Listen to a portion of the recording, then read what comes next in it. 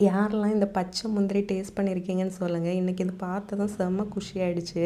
சின்ன வயசில் இதை நிறைய சாப்பிட்ருக்கோம். நிறைய மெமரிஸ் இருக்குது. வாய்க்காலுக்கு குளிக்க போகிற அந்த இடத்து பக்கத்தில் நிறைய மரம் இருக்கும்.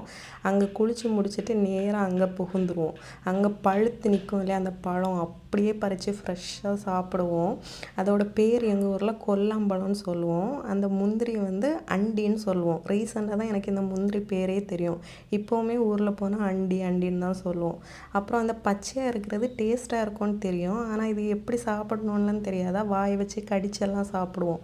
அந்த பால் வாயிலெல்லாம் பட்டு அந்த புண்ணு சரியாகிறதுக்கே 1 மாதம்லாம் ஆயிருக்கு. நெக்ஸ்ட்டு இங்கே பறிக்க போன கேப்பில் லேட் ஆகிடுச்சின்னு வீட்டில் இருந்தெல்லாம் தேடி வந்து அடிப்பாங்க, எதுக்கு அடுத்த வலையில் போய் திருடுற அப்படின்லாம்.